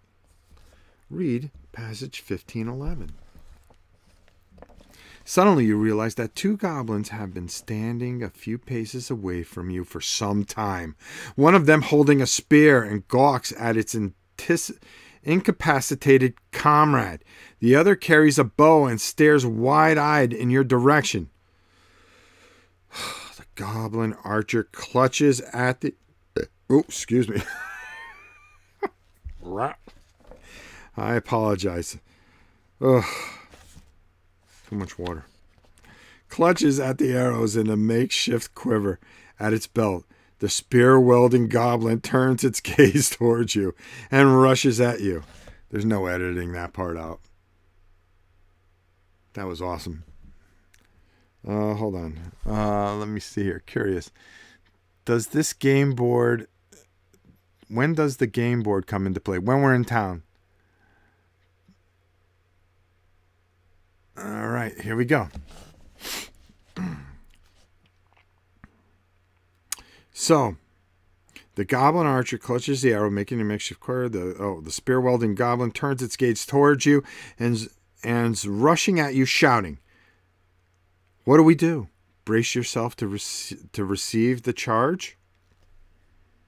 I don't know. Dodge the spear strike and counterattack? Fire at the goblin archer with your own bow, but we don't have a bow. Pepper the archer with throwing knives. We do have thievery. So, we can pick one of the 3. And, oh, where is she? She must go. Because she's been here for a little while now. Sandra! Our good friend Sandra. Sandra. Sandra, what are we going to do? Are we going to brace? Are we going to brace ourselves to receive the charge? Do we dodge the spear strike and counterattack, or pepper the archer with thrown knives? I'm going to let you pick, because you've been in the background very quietly, deciphering, figuring, waiting for your moment to make a contribution that is going to change the face of Arrakis. Oh, we're not on Arrakis. Change the face of this game. Ooh. Is that your little ribbies there? Okay. Yes, it is. Okay. Good girl. You're just sleeping, aren't you? Yes. Is this Cthulhu Kitty's favorite game? No, Cthulhu Kitty is in the game. She says dodge. Dodge the spear strike and counterattack. Let's see what happens with that. 9508. 9508. You hold still, making eye contact with the lunging goblin, and lower your stance, ready to throw yourself away from the assault. The goblin leaps into the air as it nears you and thrusts the spear point at your chest. If you have the dueling skill, we don't. We're supposed to read that. Otherwise, read 92:33. You dodge right, but the goblin seemed to have expected this. The creature's foot collides with your face, sending you toppling to the ground. The goblin doesn't fare much better and falls to its hands and knees. At once, you both roll to attack. Your fist connects with the side of the goblin's head while the spear flies harmlessly into the water channel. You lose 2 stamina. Oh no. So we're down 2 stamina, which brings us down to 10. Oh my. But read on, because we fight on. 61:58. You focus your attention on the goblin archer, who has bolted to the cover of a nearby minecart and knocked an arrow. It loosens an arrow that narrowly misses and whistle passes your ear. Whew. Whew. Do you close the distance and attack, Andy Jackson? Do you? Loose your arrow at... Oh, we don't have the archery skill. Lob a flask of Lormer fire at the creature. Requires alchemy, which we do have. Close the distance and attack, or do we lob the fire at the creature? Andy, what do we do? Help us. James, we'll see you. What do we do here? This is a dire situation. We've got problems. We got 99 problems, and our cat ain't one. We are in the midst of this battle, and only Andy can get us out of it. Andy, what's it going to be? Do you close the distance and attack? Or because we have alchemy, we have that skill. We can lob a flask of Lormer fire at the creature and probably set him ablaze. But to be honest with you, I can't make that choice. There's only one person that can make that choice, and that's Andy. And I know you're out there. At least I thought you were out there when I saw you commenting earlier. Unless you abandoned us and left us to our own design here. So Andy, what's it going to be? How are you going to take us through this mighty adventure? Dreadnob, same here. Got to get back to work. Thanks, Rob, for the playthrough. Good to see what this game actually is like. Too expensive, as I can just buy a good Choose Your Adventure book. You get a lot in here, though. It looks like Andy's not here. So, Sandra, I'm going to let you pick again. It looks like this is the first time this has happened. I think Andy has left the building. So, Sandra, I'm going to have to ask you. Do we close the distance and attack, or do we lob a flask of Lormer fire at the creature? We're going to leave it up to you, my dear. You made a pretty good choice the last time and got us out of all kinds of problems. Can you get us out of this one? Can you help us out in this situation? Can you get this goblin archer out of what little hair we'll have if they catch us? Because they will scalp us alive. Sandra, what can you do to help us? I just wonder. I wonder. How about you, Cthulhu? You're the one that seems to be in this. She says attack. Close the distance and attack. 92:31. All right. 92:31. 92:31. You hurry to close the distance between you and the archer, ducking and leaping to dodge its deadly shots along the way. One arrow grazes your shoulder and another slashes across your shin. You lose 3 stamina. Oh no, we're only down to 7 now. Finally, as the goblin is fumbling for another arrow, you vault the minecart and kick the creature in the side of the head. It squeals and collapses to the ground. Another kick leaves the goblin quiet and deadly still. Well, we're going to have to knock off 3 stamina. We're down to 7 stamina. Oh no. Oh no, oh no. 7.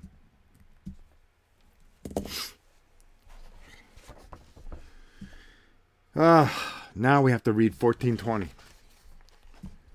1420. 1420.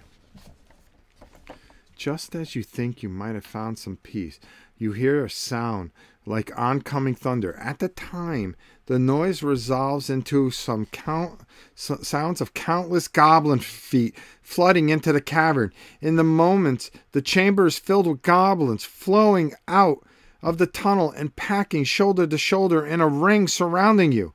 The goblins jeer and brandish weapons and torches. Through the air is filled with malice. None of them attack. The door of the foreman office creaks open, and the goblin horde falls silent.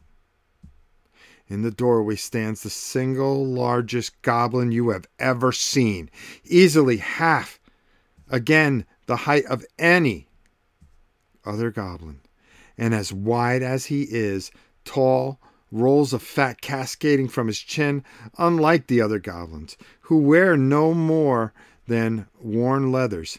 This one is outfitted with a bewildered array of armor, all too big or too small for him.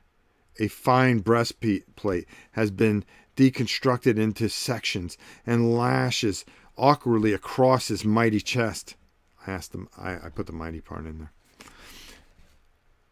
What were once fine velvet trousers are being held up by hard-working combinations of sturdy leather belts and suspenders, and a huge wing helmet sits atop his head, underneath which peeks a small pig-like orange eyes.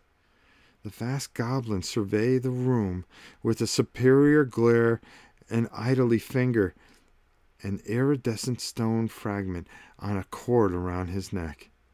He steps out of the office in a manner that seems a passable attempt at looking regal, shutting the door behind him with a slap that shakes the whole structure, then immediately ruins the grandeur of his exit by taking a final disgusting chomp of a rat on a stick he holds in his left hand, tossing the remains dismissively to the side, eliciting a yelp from the unfortunate underling he hits.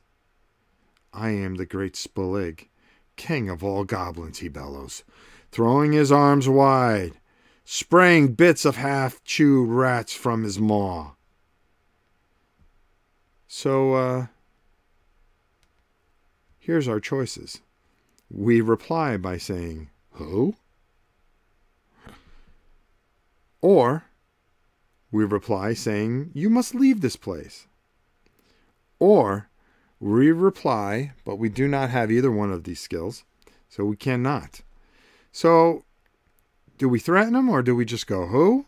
Or do we go, you must leave this place? So, Orchid Yellow, I know you're out there. I know you're still with us. What shall it be, my friend? Is it going to be, do we go, who, to this mighty goblin? Or do we tell this goblin, digging in our feet, you must leave this place? Orchid, you have a very tough decision with you. I wonder, which one would you take? Whoa, whoa, whoa. He's just going to waste that rat? That's good eating. That's what I said, Jason. I mean, what's up with this guy? You know what the problem is? He's the king. He can waste rats and stuff like that. He just makes the guy do whatever he has to do. So, what we really need to find out, the thing that is really going to make the difference here, is if our very dear friend, Orchid Yellow, will help us and tell us. Oh, he already answered. He didn't even waste a moment. He didn't even pause. He just typed in who. So we're going to go to 61. I have a feeling that we're going to infuriate the mighty Goblin King. The rotund goblin's eyes widen. Several goblins gasped in shock. One snickers, but is quickly silenced by a heavy fist of the so-called Goblin King. The massive creature approaches you. His minions part to allow him through. Suddenly, the fat goblin begins to laugh. What rock have you been living under that you haven't heard of Spillig, the king of all goblins? I am known across all of the lands as... And then we cut him off and we say, I don't care about all that. You need to leave. Or draw your weapon and prepare for battle. Which will it be? Sue Park, help us out here. Be a brother. Get us to the next paragraph. Is it, I don't care about all that. You need to leave. Or draw your weapon and prepare to battle. You have killed my father.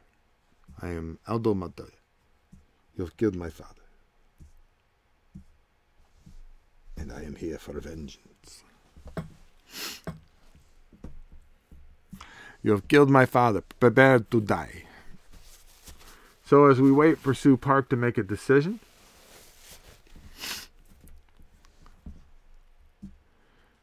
our good friend Sue Park, the man, what is it going to be? I don't care about all that. You need to leave or draw your weapon and prepare for battle. Weapon. Draw your...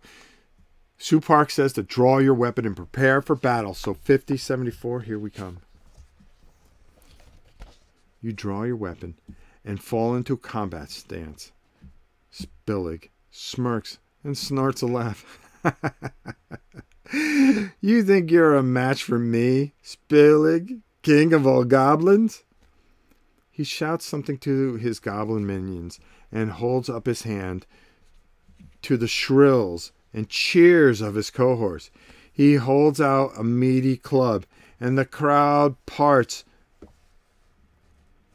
for 3 goblins carrying a massive oaken club.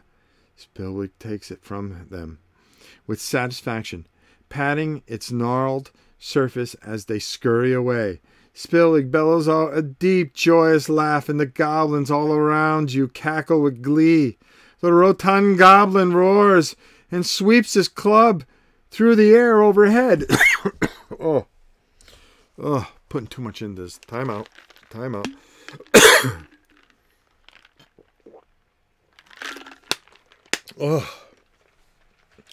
Oh boy.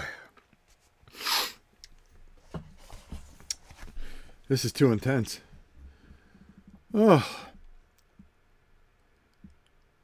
The rotund goblin roars and sweeps his club through the air overhead, and his minions unleash a series of cheers in return, causing you to reflexively tense for flight. Spilrig cracks his neck and grins. I'll show you. He hefts his club, pointing at you. Just what happens to those who cross Spillig, the king of all goblins? Do we A. Goat him into attacking? Charge at the giant goblin with everything we have.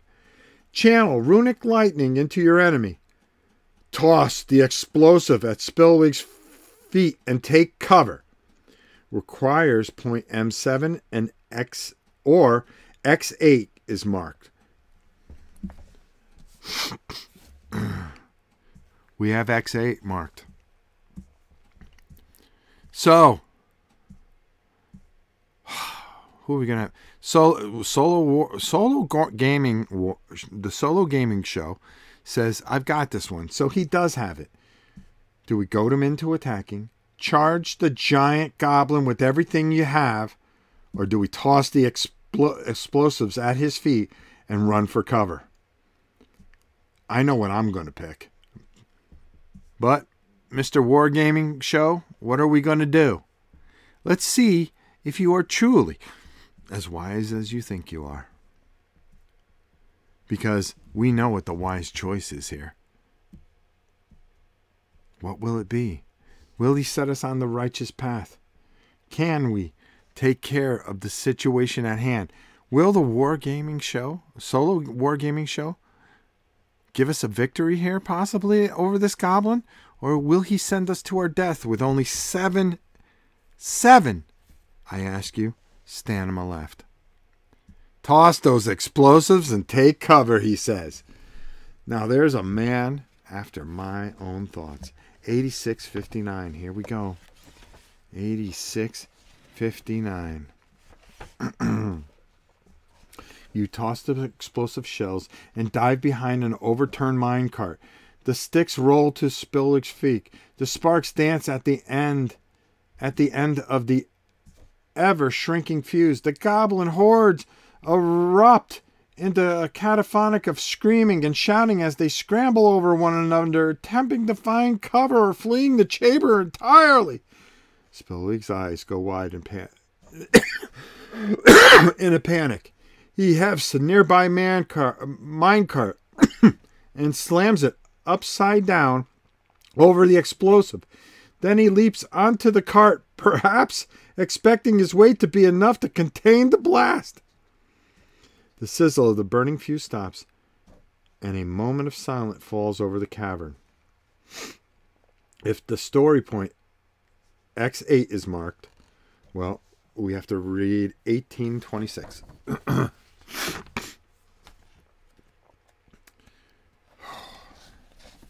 I'm struggling here, folks, but I will get there.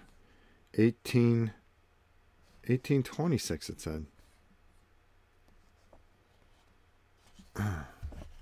Or was it 1828?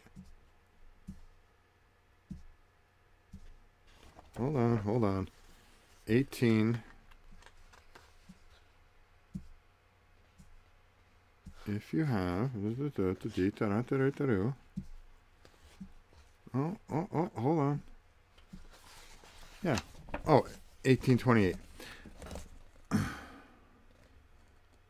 1830.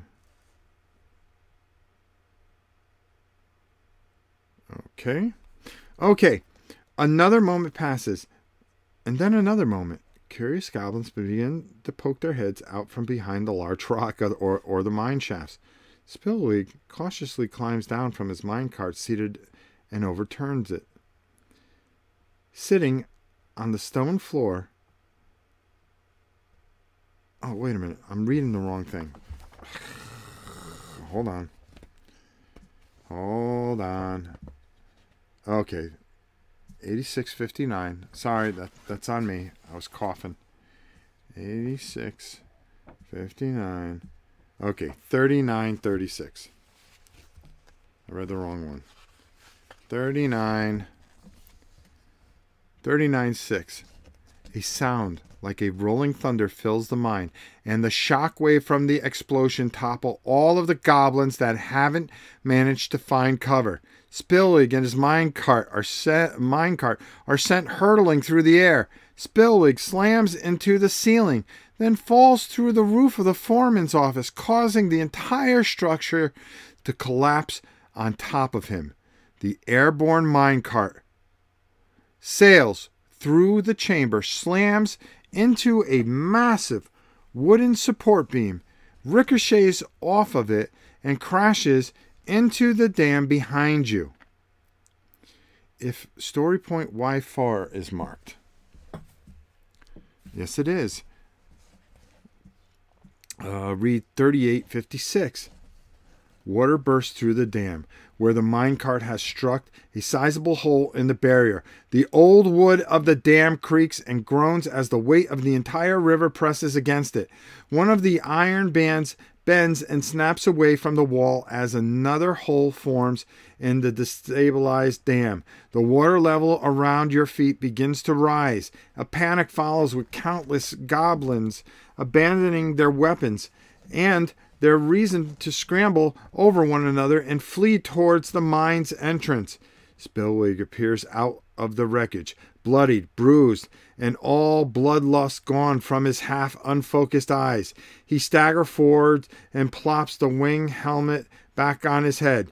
Spillig kicks a bit of rubble aside, reaches down to lift his massive club. Noticing the water level rising, he looks up at the dam. Then, without a word, he breaks into a dead sprint towards the bridge over the water channel, pushing small goblins out of the way and into the rushing waters, and soon vanishes up the tunnel. If story point S6 is marked. Nope. If so, otherwise read 5030.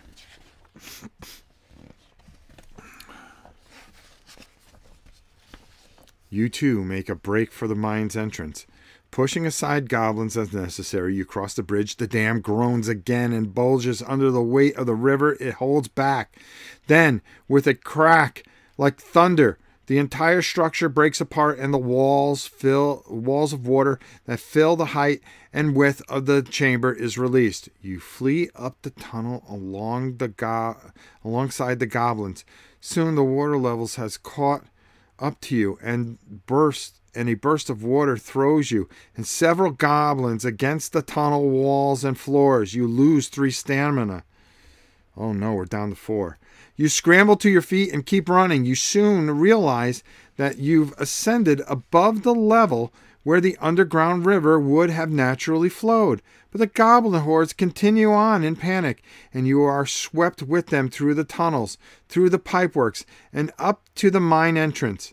Up ahead, you see several goblins struggling to lift the heavy beam that bars the main door. Spillrig grabs the beam with one meaty hand and throws it aside as if it were made of parchment, and the goblin hordes pour out into the open. Read 4583. By the time you are under the open sky, a majority of the goblins have scattered to the winds, scrambling up the cliff faces or onto the road leading away from Dragonholt. You lose sight of Spillrig in the commotion, but have no doubts he's made it farther away from the mine than any other goblin. The walk back to Dragonholt will be short, but then you must deliver the bad news to Fior. This quest is complete. Read 3078 in Dragonholt Village book. Oh no. 3278. Doesn't sound like it went very well. See, and you're even disgusted now. She's heading back to the village. 3278.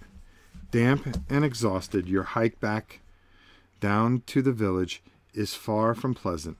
Fiore's harried apprentice, Brill, meets you on the road and leads you back to the forge, then asks you to wait while he fetches his mistress.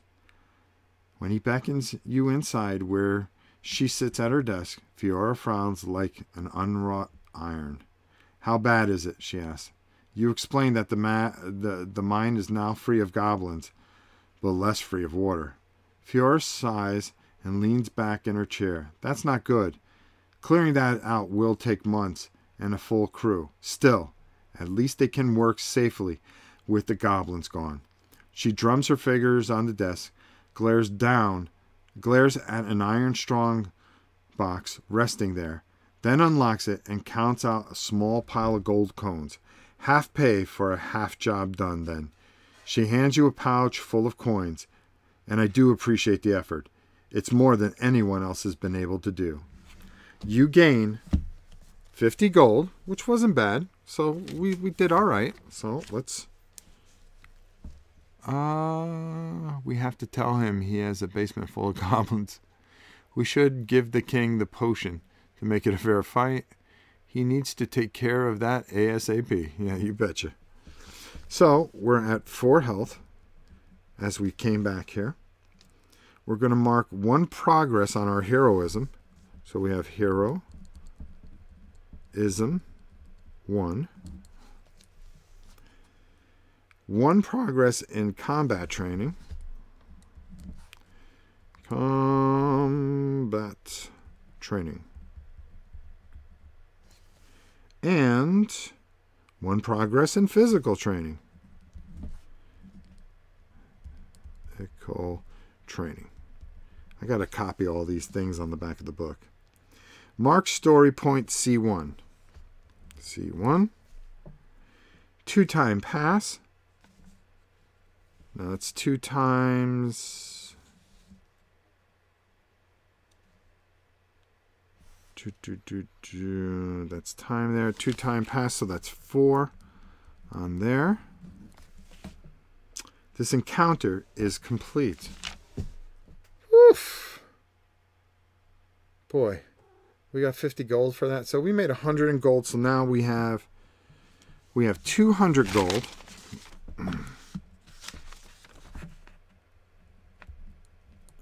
So we're going to cross that out.